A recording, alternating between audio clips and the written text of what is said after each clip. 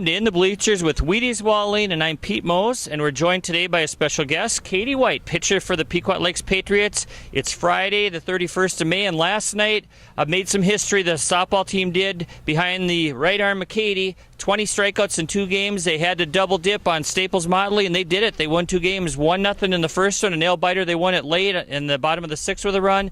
Second game, 4-0. They're headed to state in Mankato next Thursday. And Wheaties, I'll turn it over to you. You were there covering the game. I was taking photos, but you were in the dugout, so you can ask the first question to Katie. Yeah, it was quite a thrill. So, What'd you think of that?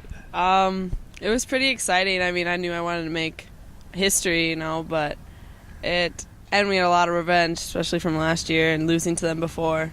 Yeah, really I know exciting. in that 1-0 game you had 14 strikeouts, which you said was a career high. Yeah, I think so. How hard was it to hold that softball when the rain started coming down in the 7th inning of that first game, and you're up 1-0, and they had a couple runners on, and that ball was just slipping? Yeah, it wasn't really like the ball because Serge dried it off. It was my hand. I had nothing to wipe my hand off of. Like, my whole body was soaked. But it looked like you had used up every part of you're doing your socks too, trying to get your hands dry. But then it finally let off, and it was much better that second game with the rain. Yeah. It wasn't wet at all. the mound was gross, but Yeah. other than that, it was Looked pretty pretty good. slippery out there. Yeah, my feet felt like they're 15 pounds because of all the dirt. So you had a year to think about last year's tough loss. You lose to Staples 1-0 in the playoffs. I think second round. It was your first loss of the whole season. You had been unbeaten until that point. Finally, last night, you get a little bit of revenge. Yeah, a lot of Okay, so you thought about that for a long time. How did it feel? Did it sink in right away afterwards that you guys are going to state? You won your first section in the team history? Actually, it just felt like we're moving on to another section game. It didn't really sink in until I woke up this morning. Well, congratulations and best of luck next Thursday at North Mankato. We wish the team a lot of luck, so good deal. Thanks for joining us. Yep. And now we're joined by Bret Sergent, head coach of the Pequot Lakes softball team. Bret, congratulations, first of all. First time in program history they're going to state. They've had softball back to the mid-'70s. Is that when it started, the softball program? I think they started it in like 1979. Joe Nesnick started it in, I think it was 79, and then I started helping him in like 1984. In 84. And have they ever been to a section final before over the years? No, the furthest we had made it was to the Final Four of a section. Final four of a section. Right. Well, what are your thoughts? When did it sink in for you that you're going to state? Well, it sunk in pretty much when we got to the 7th inning, and I knew that Katie was going to bring it home. So Yeah, we beat them 4 out of... we beat them 6 out of the last 8 times. Yeah. And that's what I told the girls. I said, we won 2, they won 1. We won 2, they won 1. Our turn to win 2 more, and they brought it home. You bet. And hats off to Staples-Motley. They had a very nice season, too. They've been a great competitor. I can see a lot of respect. I was taking photos from their dugout for part of the game, and I could see a lot of respect in that dugout for the Pequot program. So hats off to them as runners-up, too. Wow. You guys have a tough section. We do, and like I said, Bruce Onishek, their coach, and I have been going at each other since we had... he had, I think it was Michelle Honick, was it? Which Honick girl? And then we had Hoagland was our pitcher, Emma, and we had some battles. So it's quite a rivalry. That'd be 10, 12 years ago. That goes back a ways. Oh yeah. What are your thoughts on state now? Do you know much about the teams that'll be in your field? Well, I know that we drew Hermantown first, and they're a program that's been to state a lot. They've got a senior pitcher who's pretty decent. Katie says we're going to take them down, though. Okay. If she says it, she means business. She meant business yesterday with 20 strikeouts. What a performance by your whole team, but especially Katie.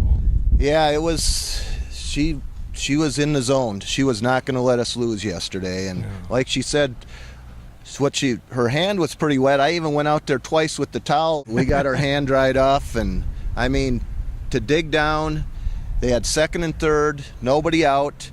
And it's raining, and it was. We got out of the inning. We got out of the That was inning. a big thing. It was kind of tricky, but. And Katie did help her own cause in that one too. She went 4 for 4, triple.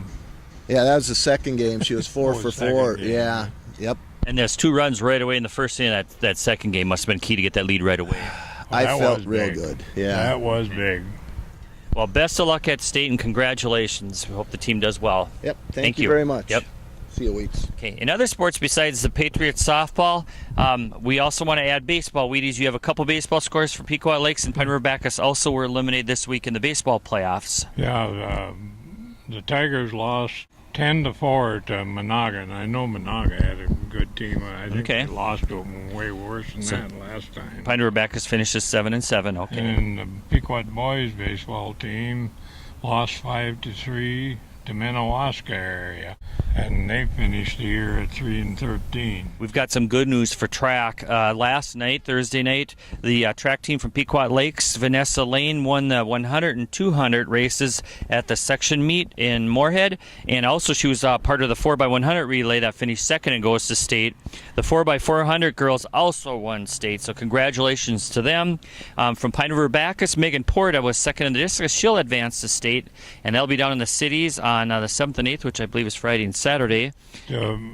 Pequot girls won that, didn't they? Exactly. They don't. A team doesn't advance anymore. Years ago they did, but now the true team meet with the coaches' true team. But yes, congratulations. The Pequot Lakes girls finished first in points at the section meet, and they got a nice plaque for that. So 2 girls teams won titles last night with plaques, softball and track. That's great. Big night for Tyler Tappy in the boys' side of the track meet, a section meet. He won the pole vault, and he was also a member of the 4x100 that was second.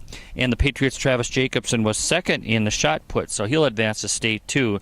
Our athletes of the week this week in the Echo are Savannah Stone and Savannah and the golf team. The boys and girls will both be playing their subsection and sections coming up next week, I believe Tuesday, Wednesday, down in the St. Cloud area. So good luck to the teams. Hopefully they can get to state. That'd be great. And Jessica Kreitz was our other co-athlete of the week from the softball team. Very good outfielder for the softball team. She's a senior. She's a senior. Big night. And Savannah's a senior. She told me last night after the game, after they beat Staples twice, she said, "What a way to finish my senior year." She said, last sporting event around home, and yep, that's great. We won going to state, so she said it couldn't be better. Savannah would love nothing more than that too with the golf team too, to go to state. And I think the girls golf team's got a great chance to go as a team. So we wish the girls and the boys a lot of luck. Thank you for joining us. Next week we'll have a lot more updates, including state tournament coverage. So we'll see you next week. We'll see you then.